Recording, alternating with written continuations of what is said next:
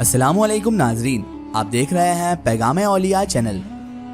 लाखों करोड़ों दुरूद सलाम हुजूर पाक सल्लल्लाहु ताला अलैहि वसल्लम पर और उनकी आले पाक पर। मोहतरम नाज़रीन कराम, आज की इस वीडियो में हम आपके लिए लेकर आए हैं दज्जाल और इमाम मेहंदी की जंग का वाक़या। जी हाँ नाज़रीन कराम, दज्जाल और इमाम मेहंदी की जो जंग होगी, जो आखिरी इस दुनिया की जंग होगी, वो कैसे होगी, क्या हालात पेश आएंगे और इस जंग में कौन जीतेगा, ये सब मालूमात हम आपके लिए लेकर आए हैं इस वीडियो में। तो मेरी आपसे मोहतबाना गुजारिश है कि इस वीडियो को आखिर तक ज़रूर देखें, और अगर अभी तक आपने हमारे चैनल को सब्सक्राइब नहीं किया है तो उसे भी सब्सक्राइब कर दीजिए और पास में दिए गए बेल आइकन पर भी क्लिक कर दीजिए ताकि हमारे वीडियो की नोटिफिकेशन आप तक पहुँचती रहे। मोहतरम नाज़रीन कराम, जैसा कि आप और हम सब जानते हैं कि दज्जाल को कौन मसीहा मानता है। बहरहाल इस टॉपिक पर तो हम बहुत सारी वीडियोस बना चुके हैं, लेकिन आज हम आपके लिए कुछ यूनिक मालूमात लेकर आए हैं। नाज़रीन कराम, क्या आपको पता है कि दज्जाल यहूदियों की नस्ल में से ही होगा। उसका जो कद होगा वो ठेंगना होगा। दज्जाल के दोनों पांव टेढ़े होंगे। दज्जाल के जिस्म पर बालों की भरमार होगी। उसका रंग सुर्ख या गंधुमी होगा। उसके सर के बाल हबशियों की तरह होंगे। नाक चोंच की तरह होगी। बाईं आंख से काना होगा। दाईं आंख में अंगूर के बाकदर दाना होगा। उसके माथे पर काफ, फे और रे लिखा होगा, जिसका मतलब है काफिर। इसको हर मुसलमान बाआसानी पढ़ सकेगा। उसकी आंख सोई हुई होगी मगर दिल जागता रहेगा। शुरू में तो दज्जाल ईमान और इस्लाह लेकर उठेगा, लेकिन जैसे ही उसे थोड़े बहुत मोतबरीन मयस्सर हो जाएंगे तो दज्जाल फिर नबूवत और खुदाई का दावा करने लग जाएगा। दज्जाल की सवारी इतनी बड़ी होगी कि इसके दोनों कानों के दरमियान का फासला 40 गज का होगा। ये एक महदूद मसाफत तय कर लेगा। दज्जाल पक्का झूठा और आला दर्जे का शोख्तेबाज होगा।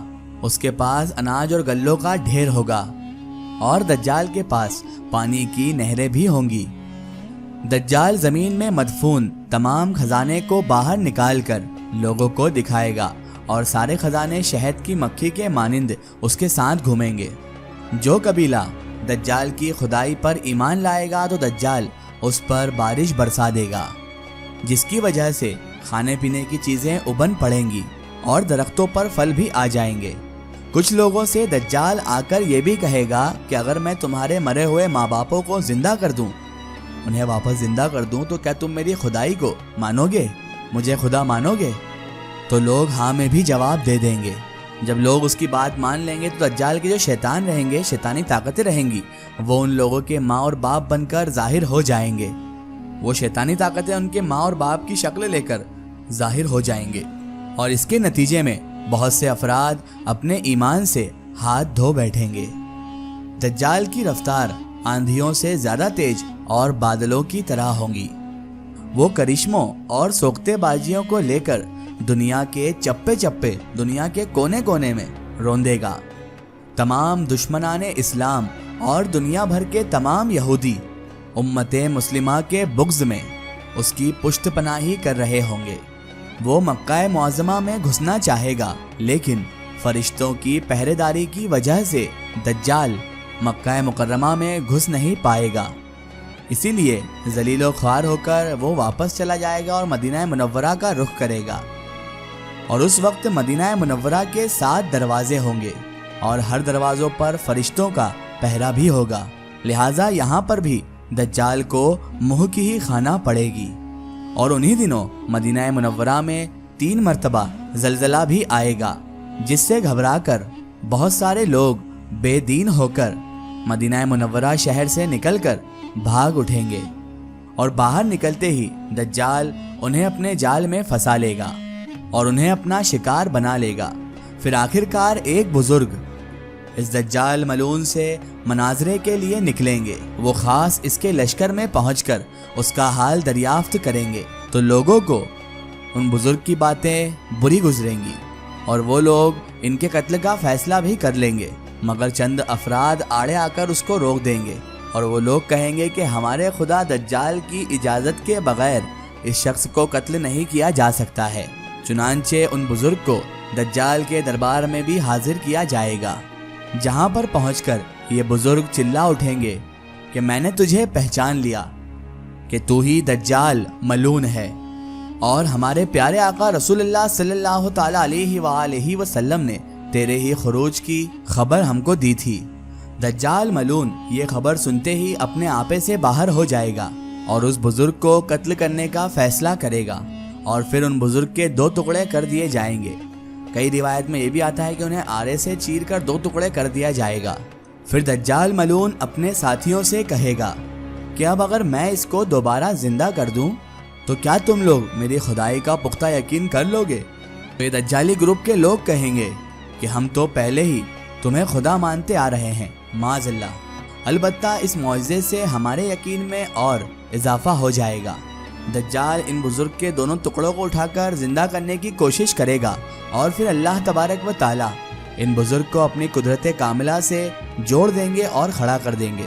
جیسے ہی یہ بزرگ واپس سے کھڑے ہو جائیں گے، یعنی زندہ ہو جائیں گے، تو یہ کہیں گے اب تو مجھے مزید پختہ یقین ہو گیا ہے کہ تو ہی دجال ملعون ہے۔ لیکن اب اس دجال کی طاقت کو ختم کر دیا جائے گا۔ دجال شرمندہ ہو کر انہیں کچھ بھی نہیں کر پائے گا، اسی لیے اس کے ساتھ جو جہنم اور جنت ہوگی تو اس میں سے جہنم میں ان بزرگ کو وہ جھونک دے گا، لیکن یہ آگ ان کے لیے ٹھنڈی اور گلزار بن جائے گی۔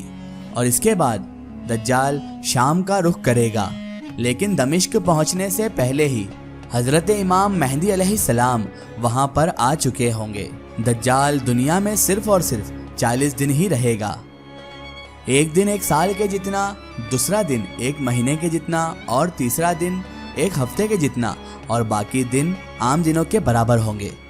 حضرت امام مہدی علیہ السلام پہنچتے ہی زور و شوروں سے جنگ کی تیاری شروع کر دیں گے، لیکن صورتحال جو اس وقت ہوں گی وہ بظاہر تو دجال کے حق میں ہی ہوں گی، کیونکہ وہ اپنے مادی اور انفرادی طاقتوں پر پوری دنیا میں اپنی دھاک بٹھا چکا ہوگا۔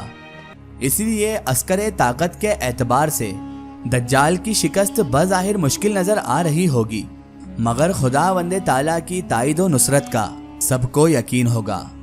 حضرت امام مہدی علیہ السلام اور تمام مسلمان دمشق میں اس امید کے ساتھ دجال کے ساتھ جنگ کی تیاری میں ہوں گے۔ تمام مسلمان نماز کی ادائیگی دمشق کی قدیم ترین مسجد جامعہ عمومی میں ادا کریں گے۔ لشکر کی ترتیب اور یہودیوں کے خلاف سربلندی کو منظم کرنے کے ساتھ ساتھ امام مہدی علیہ السلام دمشق میں اسی فوج کو اپنی فوجی سرگرمیوں کا مسکن بنائیں گے، اور اسی وقت یہی مقام امام مہدی علیہ السلام کا ہیڈ کوارٹر بھی ہوگا۔ حضرت امام مہدی علیہ السلام ایک دن نماز پڑھانے کے لیے مصلی کی طرف بڑھیں گے ہی کہ عین اسی وقت اللہ کے نبی حضرت عیسیٰ علیہ السلام کا نزول ہو جائے گا، اور اللہ کے نبی حضرت عیسیٰ علیہ السلام 2 فرشتوں کے ساتھ اس زمین پر پھر سے نازل ہوں گے، اور حضرت امام مہدی علیہ السلام کی امامت میں نماز بھی ادا کریں گے۔ نماز سے فارغ ہو کر امام مہدی علیہ السلام، حضرت عیسیٰ علیہ السلام اور ان کا تمام لشکر دجال سے مقابلے کے لیے نکلیں گے۔ حضرت عیسیٰ علیہ السلام کو دیکھ کر دجال ایسا گھلنے لگے گا کہ جیسے پانی میں نمک گھلتا ہے، اور پھر اللہ کے نبی حضرت عیسیٰ علیہ السلام آگے بڑھ کر دجال کو قتل کر دیں گے، اور حالت یہ ہوگی کہ ہر درخت، ہر پتھر یہ آواز لگائے گا، اے روح اللہ، میرے پیچھے یہودی چھپا ہے۔ چنانچہ پھر حضرت عیسیٰ علیہ السلام دجال کے چیلوں میں سے کسی کو بھی زندہ نہیں چھوڑیں گے۔ اس کے بعد حضرت عیسیٰ علیہ السلام صلیب کو بھی توڑ دیں گے، یعنی کہ صلیب پرستی ختم کر دیں گے، اور خنزیر کو قتل کر کے جنگ کا خاتمہ ہو جائے گا۔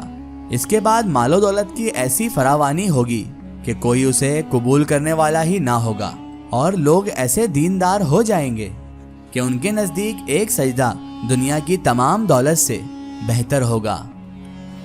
ایک ضروری اطلاع، اگر آپ بھی کسی بزرگ یا اولیاء اللہ کا واقعہ ہمارے چینل سے شیئر کروانا چاہتے ہیں، اور آپ چاہتے ہیں کہ ہم ان بزرگ کا واقعہ، کرامات یا کوئی معلومات پیش کریں، تو آپ ہمیں کمنٹ میں ان کے بارے میں بتا سکتے ہیں، اور ہمارے فیس بک پیج پر آپ ہم سے کانٹیکٹ بھی کر سکتے ہیں۔ فیس بک پیج پیغام اولیاء کو لائک کریں اور اس پر ہم سے جڑیں۔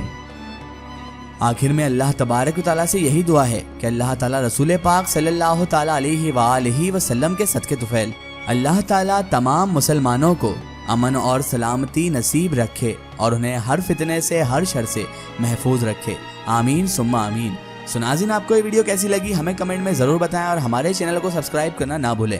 اس ویڈیو کو زیادہ سے زیادہ شیئر کریں اور اسے تمام اولیاء کرام کے چاہنے والوں تک ضرور پہنچائیں۔ سو پھر حاضر ہوتے ہیں آپ کے لیے ایک اور بہترین ویڈیو کے ساتھ، تب تک کے لیے خدا حافظ، السلام علیکم۔